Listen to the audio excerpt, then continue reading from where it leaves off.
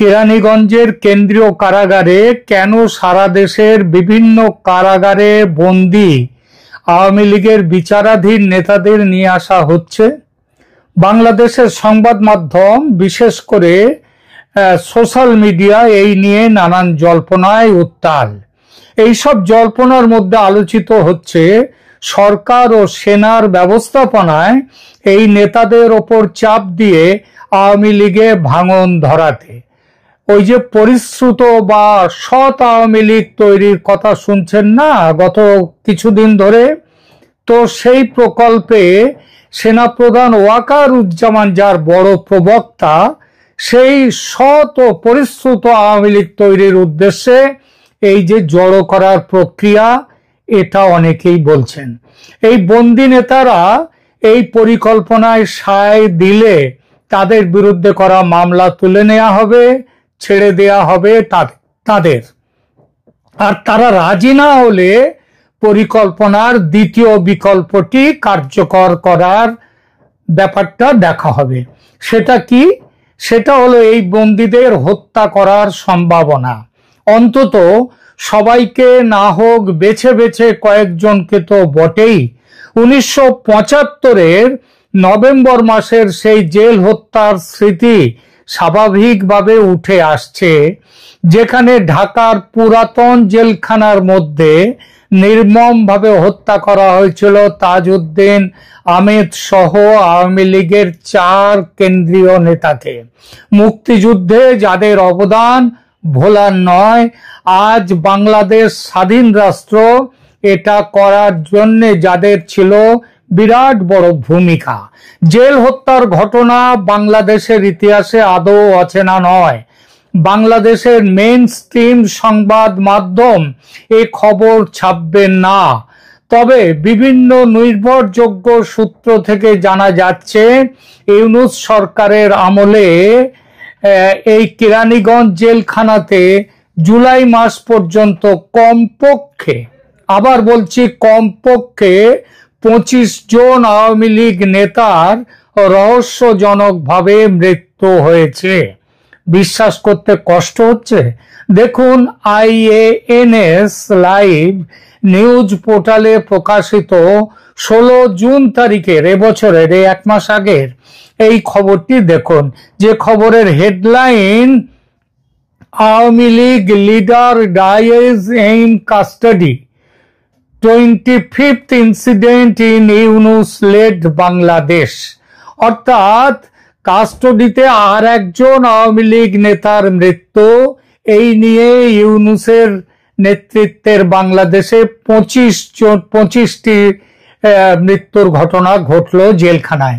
বিশদ খবরে লেখা হয়েছে, এই সংবাদের যা লেখা হয়েছে তার অর্থ হলো, সাইদুর রহমান সুজন নামে এই লীগ নেতার মৃত্যুটি নিয়ে ইউনূস আমলে জেলের মধ্যে 25 জন নেতাকে মেরে ফেলা হলো। যদিও জেল কর্তৃপক্ষ বলেছে যে সুজন সুইসাইড করেছে। এই প্রসঙ্গে আরো একটি পত্রিকা, দ্য শিলং টাইমস, এই খবর দিয়েছে।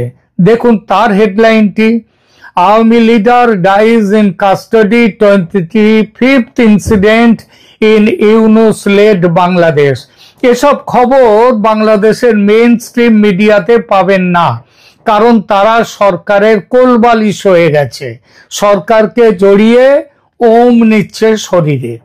তো যে কথা বলছিলাম, কেরানীগঞ্জের কেন্দ্রীয় কারাগারে আওয়ামী লীগ কর্মীদের এনে জড়ো করা হচ্ছে। এ ব্যাপারে কেন জড়ো করা হচ্ছে, কোন উদ্দেশ্যে, সরকারের তরফ থেকে কোনো আধিকারিক পুষ্টি নেই। আর সেটা না থাকার ফলে নানান জল্পনার সৃষ্টি হচ্ছে, যার কথা একটা বললাম আগেই। মেরে ফেলার সম্ভাবনা আগেই বলেছি। মানুষ মনে করছে তড়িঘড়ি আদালত থেকে কোনো আদেশ বের করে কিছু আওয়ামী নেতাকে ফাঁসি কাটে ঝুলিয়ে গায়ের ঝাল মেটাবে জামাত ও তার ইসলামী দলগুলোর সঙ্গীরা। ইতিমধ্যেই ঘটে যাওয়া 25টি রহস্যজনক মৃত্যু বা হত্যার ঘটনা এই পরিকল্পনার ট্রেলার মাত্র, পিকচার আভি বাকি হ্যায়। পিকচার কি হতে পারে সেটা একটু দেখা যাক। বিভিন্ন নির্ভরযোগ্য সূত্র থেকে জানা যাচ্ছে ৮০,০০০-এর বেশি মামলা রুজু হয়েছে বাংলাদেশে আওয়ামী লীগ নেতা কর্মীদের বিরুদ্ধে।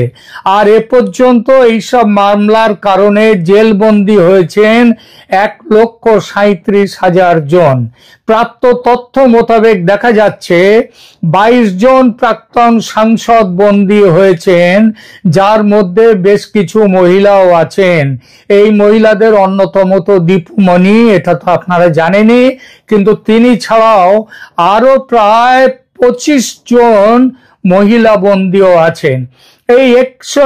এছাড়া ১৩১ জন ভিআইপি বন্দী আছেন।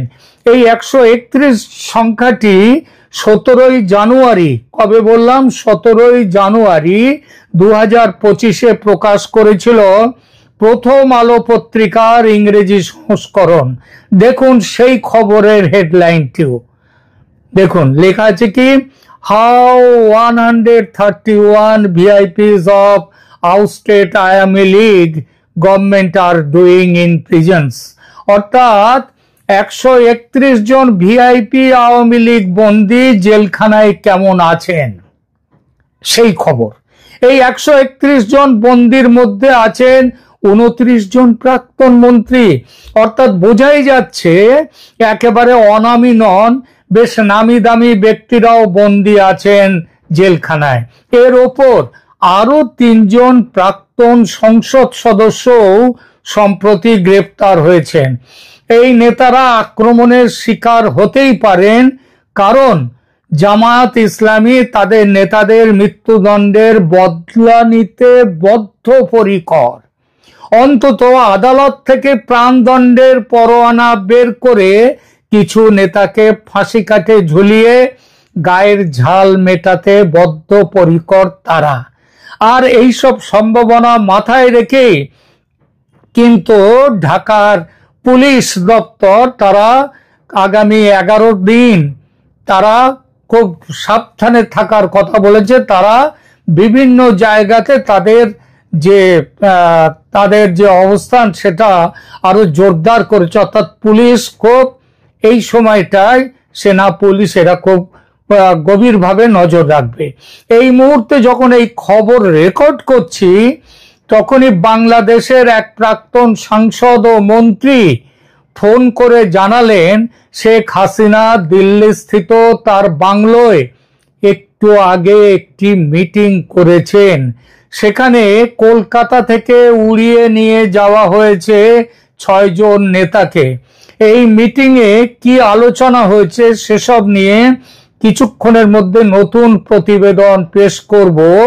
তবে এটা ঠিক যে সেই মিটিংয়ে এই কেরানীগঞ্জে সবাইকে নিয়ে গিয়ে হাজির করানো এবং এ